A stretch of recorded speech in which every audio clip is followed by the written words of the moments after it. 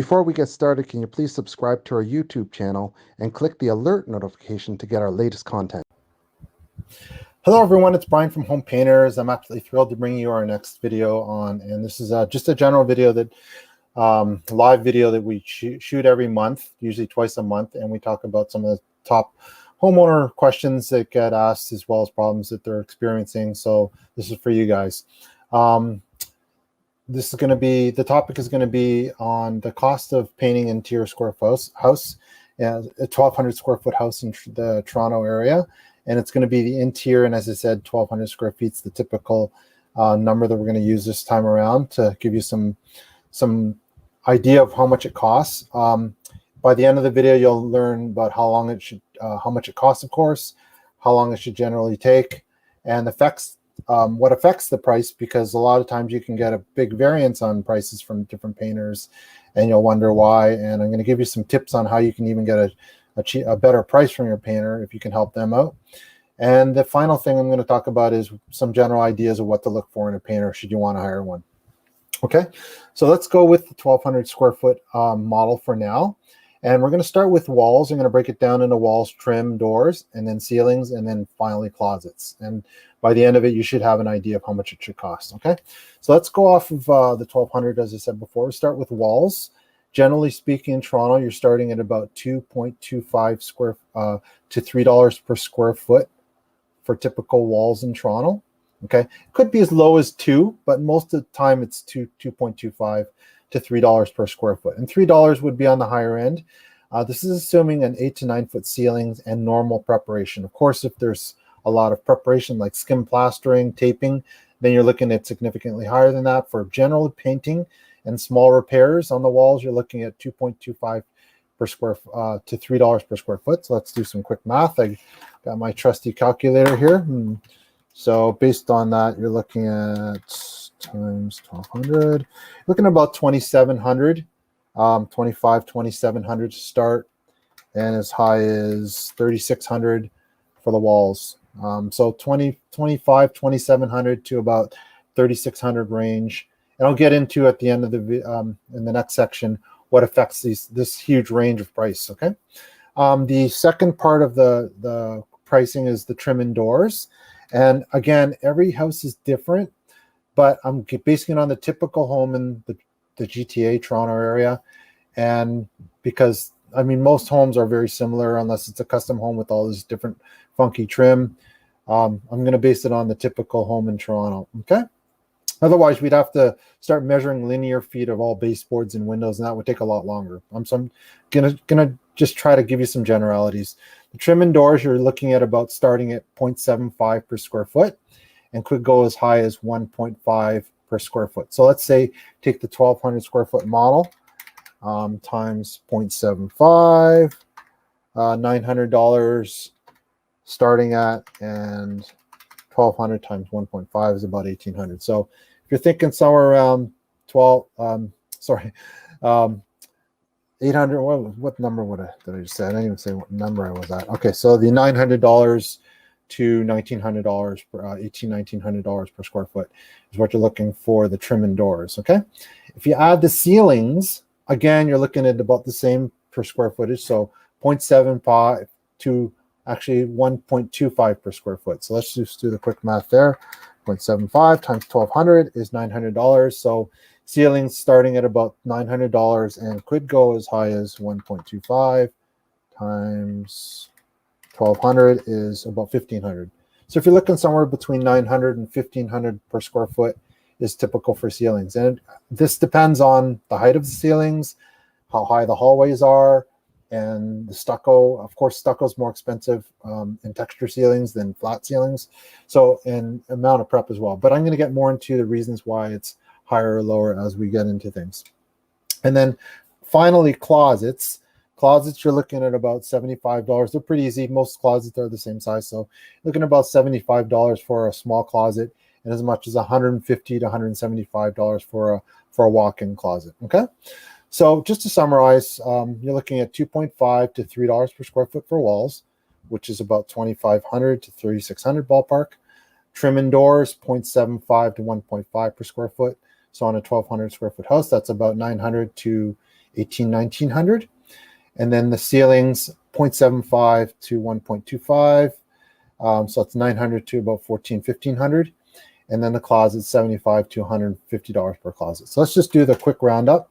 So let's assume the average is about 3,000 for the walls. And I'm going to go 1,400 for ceilings and for trim and doors. And we're going to go about 1,300. So I got 5,700 is the typical home we do. And then you add on the closets, about 5 closets per house. So 5 times 100, so about $400 or $500. Yeah. So I think if you're realistically thinking somewhere from the low end would be 5,000, the high end would be about 7,500. For a typical 1,200 square foot house, is probably pretty realistic. And you can do your own calculations, but that's what I came up with, 500 to 7,500 based on this breakdown. And I'm going to get into also the reasons why the variance is so wide in terms of the reasons that can actually affect the price. And these are some tips also you can use if you want to get a cheaper price. So if you're looking on a budget, then I would definitely take these notes. And if you can make these amendments for the painter, the chances are you're going to get a better price from your painter. Okay, the first thing that affects this price is furniture and clutter. So if you can get rid of all your furniture, or at least make it really known to them that you're gonna put it in the middle of the room, get rid of all the clutter, take all the wall hangings off, even remove some of the electrical plates for them, it's going to save the painter some time. So if you can get rid of the furniture, or at least keep it as clutter free as possible, that'll definitely help your price. The other thing that affects your price is how soon it can be done and how fast it needs to be done. For example, if you need it done tomorrow, and if you need it done in 1 or 2 days, the chances are it's going to be more expensive than you say, well, do it when you can do it, or within 2 weeks is pretty reasonable. It's enough time to plan it in the schedule. And as long as it takes a reasonable amount of time, for example, if you ask for it to be done in 1 or 2 days, the chances are it's going to be a little more expensive than if you say, as long as it takes a week or 2 weeks, then it's more reasonable. Okay. Time of year also makes a huge difference. So right now it's February. And if you were to hit the typical painter up in February versus, let's say, May or June or July, which is the peak of our season, chances are you're going to get a better price as well. Just because at this time of year in February, we're looking just to keep busy, make a little bit of money, but more just to keep our crews busy and make sure we're paying the bills. So time of year makes a big difference as well. Size of the job also makes a difference, and I'll tell you what I mean by that. So if it's a 1,200 square foot house, that's a fair size job. But if you're asking me just to paint 2 bedrooms in the 1,200 square foot house, it's going to be a lot more expensive than you ask me to paint the whole thing per unit. And the reason why is because there's always a setup fee, cost, time, administrative, and getting the guys out there, making sure all set up properly. That takes time, and there's always a setup fee involved. So if you could probably get more involved as opposed to less, you're definitely going to get a better price as well. The other thing that makes a difference is the number of colors. Most homes, like this size, 1,200 square feet, you're looking at about 4 to 5 colors maximum. If you go over that, it's probably going to be a bit higher than what I mentioned. And if you get it down to 1 or 2 colors, then obviously it's going to be on the lower end. It's going to help your price as well. Another factor is going to be the type of paint and the quality of paint. We use Sherwin-Williams, Benjamin Moore, but I'm sure a lot of the brands, Behr, Seco, what else, Deluxe, they all have good top of their line. As long as you use their top of the line, your chances are pretty good you're going to get a good finish as well. And in my view, it works better to spend a little more on paint than cheaper, just because it takes less time.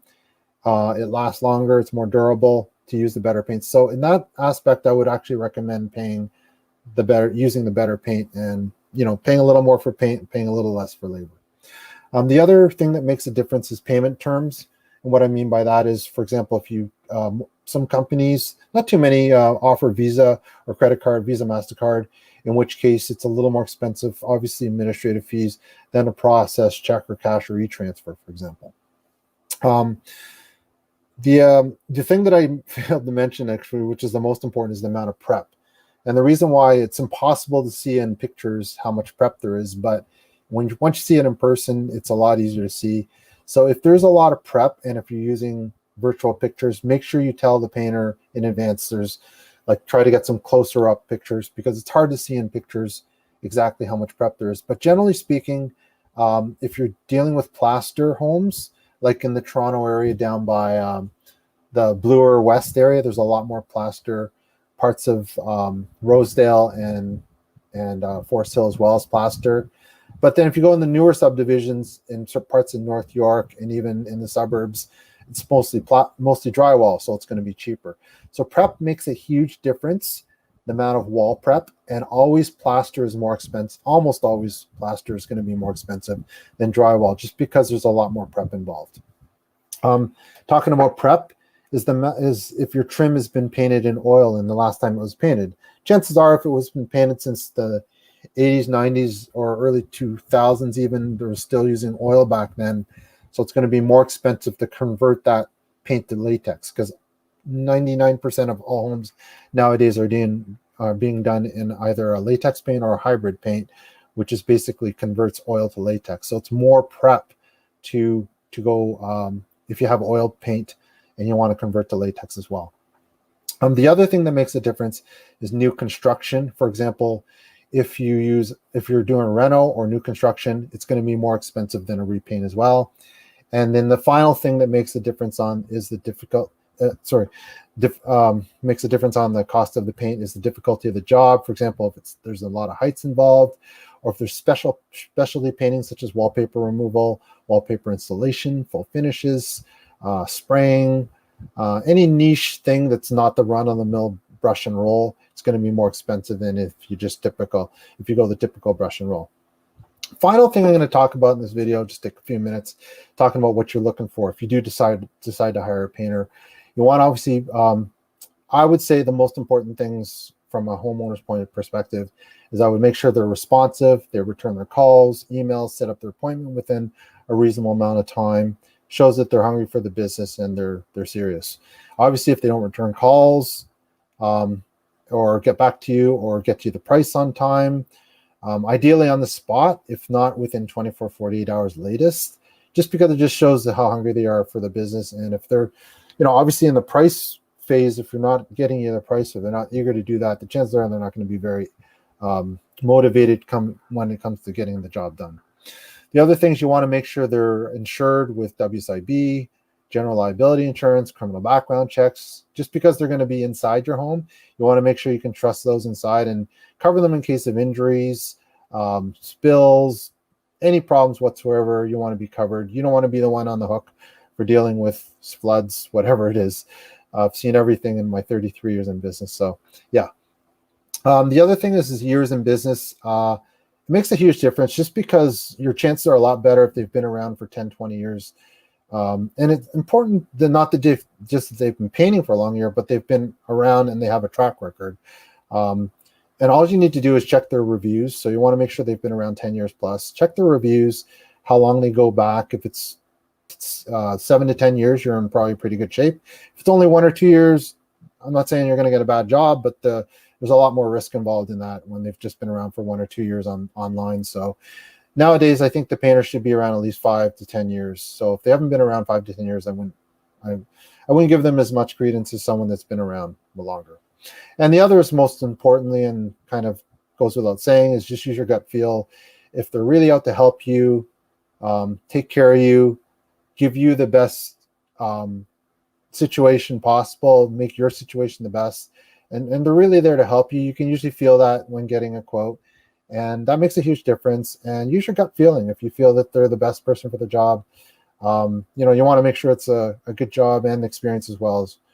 You don't want to have to fight them to get to show up to work, to do touch-ups, to make sure it's done properly.